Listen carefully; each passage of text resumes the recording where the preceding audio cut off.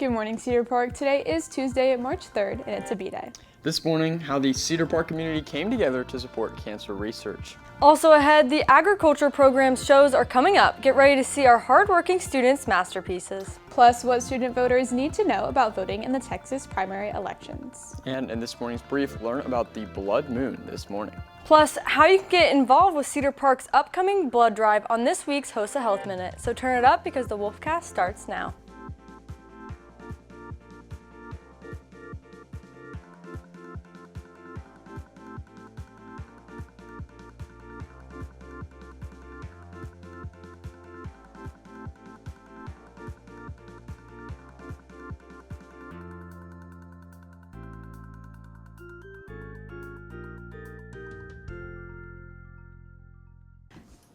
Good morning and welcome back to the Wolfcast. I'm Kira Cox. I'm Reed Cummins. And I'm Lulu Lynch.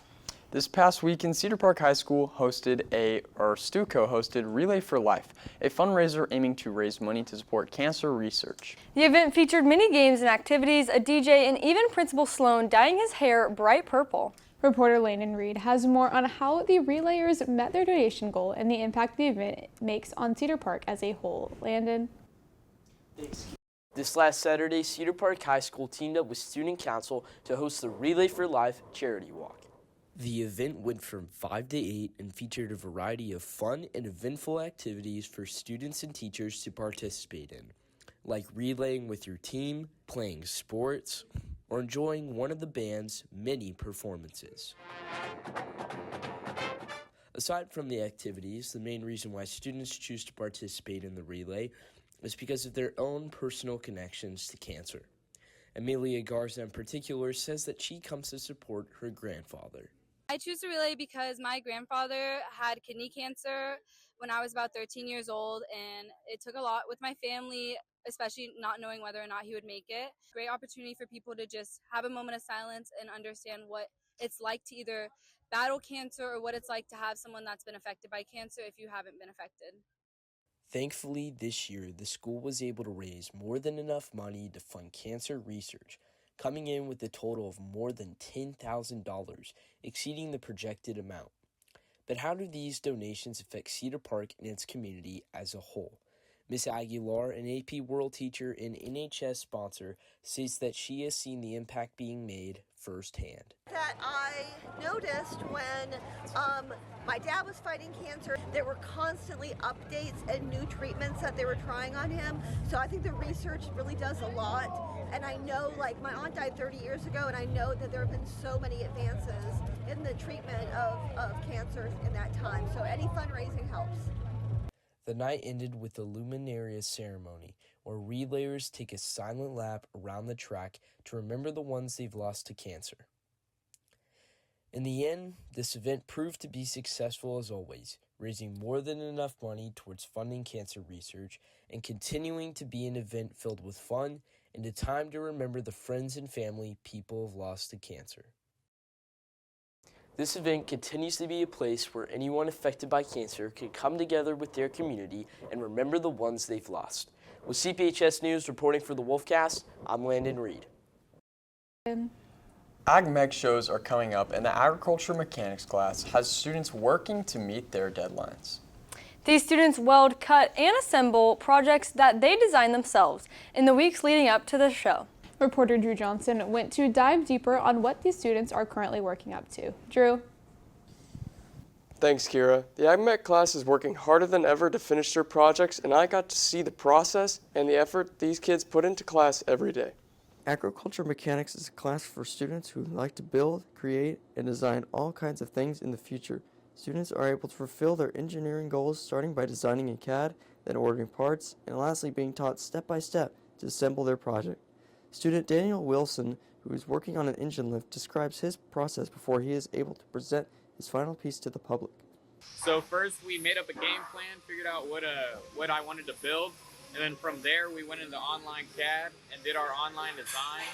And we really have to get all the measurements down pat right there and get that in there good before we can move on to measuring things in real life. The upcoming AgMech show is a full presentation featuring students' creations from AgMech classes across the district. These competitive shows are what drive these students to work diligently, rewarding them for their hard work. Many of them will compete to have the best project. Senior Grayson Lurkey shares info about the AgMesh shows and what they look at during this showcase. So basically they're looking for, complexity, attention to detail, how good your welds are. There's also a book that goes along with it that details everything, like how much it costed, your finances. Judges will come around. Usually there's a couple of them, 2 to 3 judges. They'll come around. You'll talk to them, present your project, sell yourself, sell what you've done, show off everything, and then they'll maybe ask you some questions about stuff. The agriculture program recently showcased their projects on February 28th in San Antonio, with another show set for March 7th in Austin. For more updates on FFA, be sure to follow their Instagram. Reporting for the Wolfcast, I'm Drew Johnson. Thanks, Drew. Coming up next, learn how senior theater students are navigating the annual freshman play. But first, these announcements.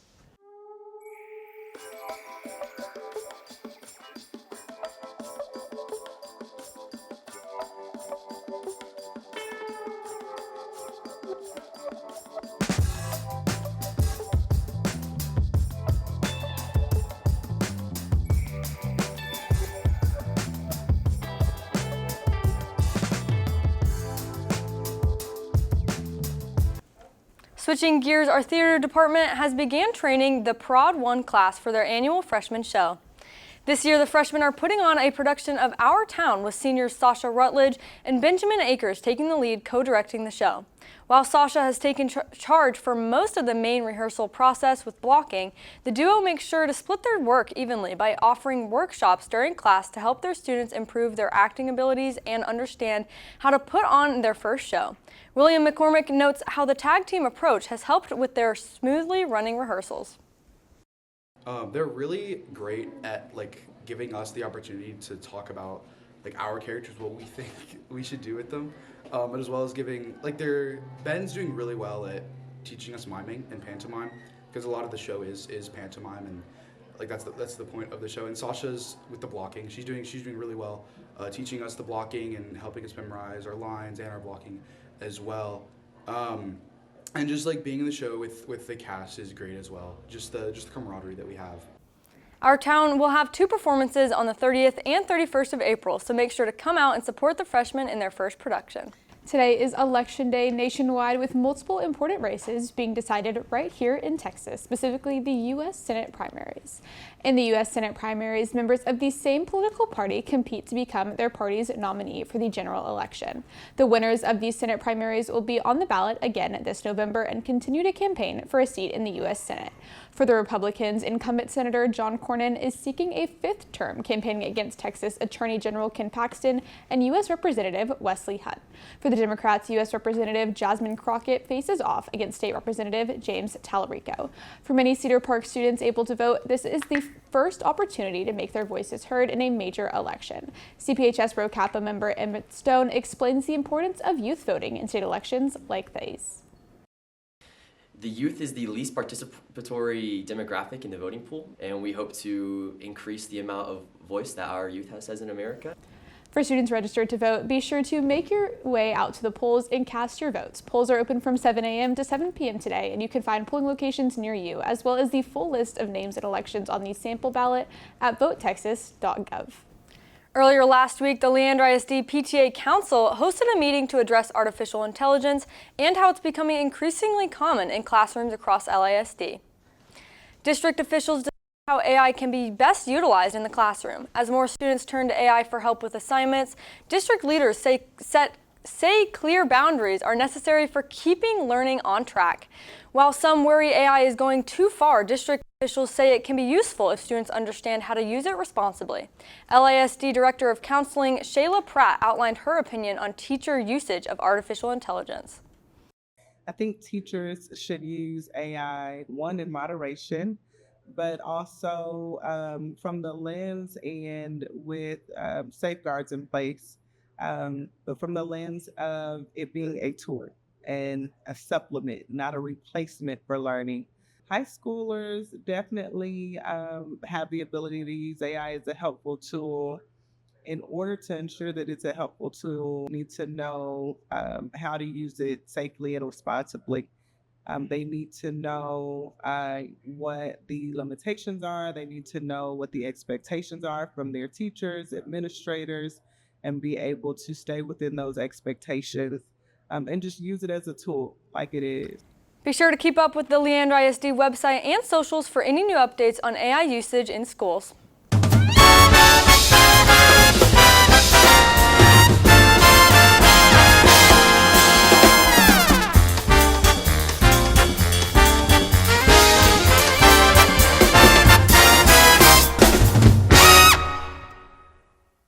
Welcome back to the HOSA Health Minute, where we take 60 seconds to share health facts and tips that keep you safe and informed. Today, we're back with another HOSA Health Minute discussing blood donation. As we approach our next blood drive, I figure it's best I share some more facts. Every 2 seconds in the U.S., someone needs blood. It's used for trauma patients, cancer treatments, surgeries, and more. One single blood donation can help up to 3 people, making it one of the simplest ways to save lives. There are 4 main blood types, A, B, AB, and O, and each play a critical role. Type O negative is especially important because it's considered the universal donor, meaning it can be used in emergencies when there's no time to determine a patient's blood type. HOSA is hosting its next blood drive this Friday, March 6th from 9 a.m. to 3 p.m. in the lecture hall. To donate, you must be 17 years or older, weigh at least 115 pounds, and bring a photo ID. If you plan on donating, be sure to stay extra hydrated and eat a good meal to prevent dizziness and fatigue. Donating blood is a small act that makes a big impact. If you're eligible, consider donating and helping save lives. Thank you for tuning in, and as always, stay educated. With CPHS News, I'm Allie saying back to you guys. Thanks, Allie, and that's today's Wolfcast. Thank you for taking the time to join us during your day. You can catch anything you missed and more on our X, YouTube, or TikTok at CPHS News. The Wolfcast will be off the air for a short break, but we will return following spring break. With CPHS News, I'm Kira Cox. I'm Reed Cummins. And I'm Lulu Lynch. Remember to make it a great day or not, the choice is yours.